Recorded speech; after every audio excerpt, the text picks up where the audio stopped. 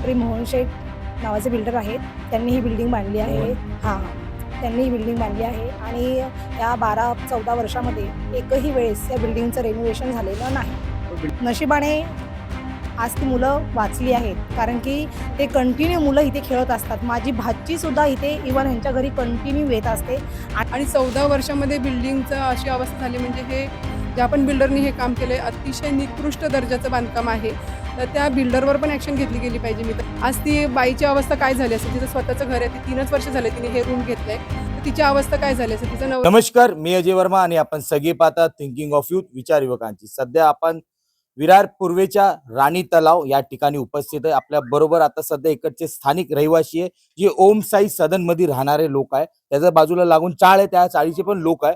आज इकडे एक घटना घडलेली आहे. काही एक ग्राउंड फ्लोअरचा रूम होता, त्याचा मलबा पडलेला आहे आणि अचानक मलबा पडल्यानंतर इकडे लोकांच्या मनात भीतीचं वातावरण उत्पन्न झालेलं आहे. कारण की ज्या प्रकारे रमाबाईचा हादसा संपूर्ण देशभरात लोकांना माहीत पडलेला आहे, 17 लोकांचा नाहक बळी गेला होता. त्यानंतर आता सर्व ठिकाणी C1 कॅटेगरी बिल्डिंगला इमिजिएटली तोडण्यात येतोय, C2 कॅटेगरी बिल्डिंगला तिकडे रिपेअरिंग करण्यात येते. सर्व पालिका प्रशासन जोराने काम करते, पण काही ठिकाणी अजूनही पालिकेचं लक्ष नाही. असाच प्रकारचं एक दृश्य या ठिकाणी आपल्याला पाहायला भेटलेलं आहे. सध्या स्थानिक लोक आहे, आपण त्यांच्याशी बोलायचा प्रयत्न करू. काय वातावरण सध्या लोकांच्या मनात. आपण काय नाव आपलं? माझं नाव आकाश ओहाळ. काय इकडे कुठे राहता आपण? माझं बाजूला शेजारीच घर आहे. चाळीमध्ये रूम आहे. हा, चाळीमध्ये रूम. काय झालं इकडे? इकडे आता जस्ट मी घरी जेवायला आता ना, तो बघतो तर इथे ते स्लॅब कोसळला होता खाली. ज्याने जीवितहानी काही झालेली नाही, की लहान मुलं होते, बाथरूम वॉशरूमला घेऊन गेले होते आणि यांची मुलगी होती हातामध्ये, ती एक वर्षाची असेल शाळेत. म्हणजे काय वाटतं आता, जे आपल्या बाजूला शेजारी बिल्डिंग आपण चाळमध्ये राहत आहे, काय करणार पुढे? अशी कुठली जीवितहानी झाली नाही पाहिजे, त्यासाठी प्रशासनाने इकडे लक्ष द्यावं, राणी तलावच्या विभागात. कारण इकडे कोण लवकर येत नाही आणि बिल्डिंगचं काही अजूनपर्यंत कोण काही केलेलंच नाही. कोणाला इन्फॉर्म केलं प्रशासनाला? प्रशासनाला कोणाला इन्फॉर्म केलेलं नाही, कारण की जी कधी बिल्डिंग घटना घडली? ही घटना साधारणतः 1-1.5 तास झाला असेल. 1-1.5 तास झाला असेल. काय काय सांगणार आपण? आपलं स्वतःचं रूम आहे इकडे? हो, माझं किती स्वतःच आहे. वर्षापासून आपण राहताय? 3 वर्ष झाले मला इकडे बिल्डिंग येऊन. म्हणून किती वर्ष झाली? बिल्डिंग वरून 14 वर्ष झाली. 14 वर्षामध्ये ही अवस्था झाली. हो. म्हणजे घरात कोण कोण होतं? घरात मी, माझी मुलगी 1 वर्षाची, माझा मुलगा आहे 6 एक वर्षाचा. वर्षाची. हा, आणि 6 वर्षाचा मुलगा आहे, त्याला टॉयलेटला आलेलं म्हणून तो बाथरूमला गेला, त्याचे पप्पा सोबत गेले त्याच्या, अच्छा आणि मी बेडवर बसलेले एका साईडला. अच्छा. हा, 3 वर्षच झाले मला इकडे येऊन. पण ते slab आणि किती माझ्या वाजता फ्लोअरला कोसळला? टायमिंग नाही माहिती, पण 1 ते 1.5 तास झाला. 1 ते 1.5 हा. तास झाले. म्हणजे माझ्या फर्स्ट फ्लोअरला कोणीच राहत नाही, फर्स्ट फ्लोअर कोण राहत कोण नाही नाही. तरी सुद्धा. हा, किती माळ्याची बिल्डिंग आहे? 2 माळ्याची. 2 माळ्याची हा, बिल्डिंग. 12 रूम आहे टोटल. 12 वर्षात 2 माळ्याची बिल्डिंगची अवस्था अशी झालेली आहे. बिल्डर कोण होते? कोणाकडनं घेतलेला? बिल्डर नाही माहिती मला, पण इकडेच राहतात राणी तलावमध्ये, त्यांची रूम होती इथे. त्यांची रूम. हा, इथेच राहतात. काय वाटतं आता, म्हणजे तुमचं स्लॅब पडल्या उद्या आता घरी राहणार का? भीती, लहान मुलं आहे. नाही राहू शकत. 1च वर्षाची माझी मुलगी आहे. माझा मुलगा एका जागेवर बसत नाही, तो पण 6 वर्षाचा आहे. आणि भीती आहे. माझ्या मिस्टरांना त्रास आहे, ते कुठे जाऊ नाही शकत, येऊ नाही शकत. आता ह्या स्लॅब पडलाय, जीवितहानी वाचली, पण खर्च कसं पुढे काय करणार? काय सांगत आहे? आपण कुठे राहतो? मी शेजारीच राहते. शेजारी राहते. शेजारी राहते मी.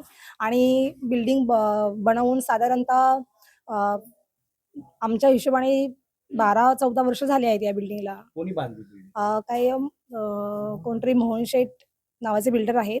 त्यांनी ही बिल्डिंग बांधली आहे. मोहन. हां, त्यांनी ही बिल्डिंग बांधली आहे आणि या 12-14 वर्षामध्ये एकही वेळेस या बिल्डिंगचं रेनोव्हेशन झालेलं नाही. मग बिल्डिंगची अवस्था एवढी बेकार आहे का सर्व ठिकाणी चीर पडलेली आहे? कुठे ना स्लॅब कधी पडू शकतो, पिलरला तुटलाय, क्रॅक आलेला आहे. मग हे जे काही प्रकरण आहे ते सोसायटीने एकत्र येऊन, पालिकेला अगोदर कळवलं होतं का आपण? आता ह्यांनी जी ही सोसायटी आहे, आता ह्यांच्यामध्ये आपण पडू शकत नाही, कारण की आम्ही शेजारी राहतो.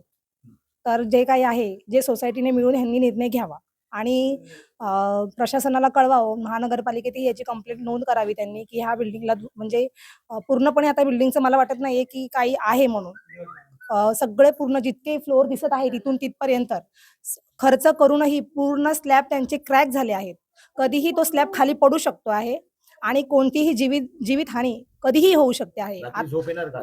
नाही येणार. कशी येणार? कारण की 2 मुलं आज बोलत ना, नशिबाने आज ती मुलं वाचली आहेत. कारण की ते कंटिन्यू मुलं इथे खेळत असतात. माझी भाची सुद्धा इथे इव्हन ह्यांच्या घरी कंटिन्यू येत असते आणि ह्या जो स्लॅब पडला आहे त्याच्या खाली कंटिन्यू माझी भाची, ह्यांचा मुलगा आणि ह्यांची लहान मुलगी आहे ते कंटिन्यू खेळत असतात. आज मी आल्यामुळे, माझा मुलगा आल्यामुळे ती माझ्या मुलामध्ये आज म्हणजे खेळत आहे माझ्या मुलासोबत आणि ती इकडे आलेली नाहीये. आणि ह्यांचा मुलाला वॉशरूमला जायचं होतं, तो वॉशरूमला गेला आणि ह्यांचे मिस्टर थोडा ह्यांचा पायांचा प्रॉब्लेम आहे, तर हे कुठेही जॉबला नाही जाऊ शकत. हे एका जागेवरच असतात बसून. काय तर मला इतकंच म्हणायचं आहे, की आता ह्यांचं सगळं जे काही नुकसान झालेलं आहे, आता हे कोण भरून देणार आणि कोण करणार आहे? काय? मॅडम आपण आपलं नाव काय, कुठून आले आपण? मी मनीषा जाधव, सामाजिक कार्यकर्ता आहे. आता भाजपचे उमेदवार हितेशदादा जाधव त्यांच्यासोबत मी असते. मला एवढंच सांगायचं जसं हा मी स्लॅब कोसळलेला बघितला, त्याच्यावरून कळतं की कोणी इन्फॉर्मेशन दिलं आपल्याला? आपलेच सामाजिक कार्यकर्ता आहेत, प्रशांत जाधव.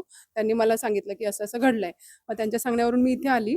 तर बघितलं तर खरंच म्हणजे ते 1 वर्षाचा आणि 5 वर्षाचा मुलगा ते आज नशिबाने वाचलेत आणि 14 वर्षामध्ये बिल्डिंगचं अशी अवस्था झाली म्हणजे हे ज्या पण बिल्डरनी हे काम केलंय अतिशय निकृष्ट दर्जाचं बांधकाम आहे. तर त्या बिल्डरवर पण ॲक्शन घेतली गेली पाहिजे मी तर म्हणेल. आणि हे सगळ्या रहिवाशांनी मिळून आज म्हणजे ठरवलं पाहिजे की काय करायचं. नगरपालिकेत अर्ज द्यायचा की म्हणजे खाली करायचं. कारण माणसाच्या जीवापेक्षा अगोदर म्हणजे पालिकेला कोणी कळवलं नाही? कळवलं नाहीये. अजून कोणीच नाही कळवलेलं आहे. पण त्या बिल्डरवर आधी कारवाई झाली पाहिजे. कारण 12-14 वर्षामध्ये बिल्डिंगची अशा हालत म्हणजे तुम्ही पैशासाठी माणसाच्या जीवाशी खेळता ते. तुम्ही विचार करा अशा अवस्थेमध्ये कोणाला झोप पण येणार नाही घरामध्ये. आज ती बाईची अवस्था काय झाली असेल? तिचं स्वतःचं घर आहे. ती 3च वर्ष झाले तिने हे रूम घेतलंय. तर तिची अवस्था काय झाली असेल? तिचा नवरा दिव्यांग आहे आणि मुलं एवढी लहान आहे. आता ह्या अवस्थेमध्ये ती कुठे जाणार? मला तिच्याकडे बघून पण खूप वाईट वाटते. तर आम्ही प्रयत्न करू तिच्यासाठी पण काहीतरी करण्याचा. तर रहिवाशांनी लवकर निर्णय घ्यावा आणि नगरपालिकेला एक अर्ज द्यावा की बिल्डिंग खाली करावी आणि त्या बिल्डरवर कारवाई करावी. मी असं हे करते. बघितलं मॅडमचं म्हणणं आहे की ज्या प्रकारे बिल्डिंग मध्ये राहणारे लोकांचं एकच फक्त आहे का आता रात्री काही झोपणार का ते, ज्या प्रकारे बिल्डिंगचा स्लॅब वरचा मलबा पडलेला आहे, अति लोकांना आजूबाजूच्या लोकांना भीतीचं वातावरण निर्माण झालेलं आहे. ज्या प्रकारे C1 कॅटेगरीची अगर बिल्डिंग ही असू शकते तर इमिजिएटली याला निष्कासित करून महापालिका कारवाई करावी. अन्यथा कुठे ना कुठे अनेक लोकांचा जीव जाऊ शकतो, धोक्यात आहे. त्या प्रकारे महापालिका लक्ष देणार का? आणि ज्या प्रकारे स्थानिक लोकांचं म्हणणं आहे की आज गरीब घरातला एक स्लॅब पडलाय, त्यांचा पुढे काय होणार, कशा प्रकारे ते पुढे जगणार ते सुद्धा बघण्यासारखं आहे. पण अशा प्रकारे वसई विरारमध्ये C1 कॅटेगरी अनेक आहे, त्यावरती पालिका लक्ष ठेवत नाही. त्यावरती आता कशा प्रकारे पद्धतीने आपण काम करणार ते सुद्धा बघण्यासारखं असेल. आणि C1 कॅटेगरी बिल्डिंग कुठे कुठे पडली तर किती लोकांचा नाहक बळी जाणार तेही सुद्धा बघण्यासारखं असेल. प्रत्येक गोष्टीची अपडेट आमच्या चॅनल मार्फत आम्ही नक्कीच तुम्हाला पोहोचवायचा प्रयत्न करू. धन्यवाद.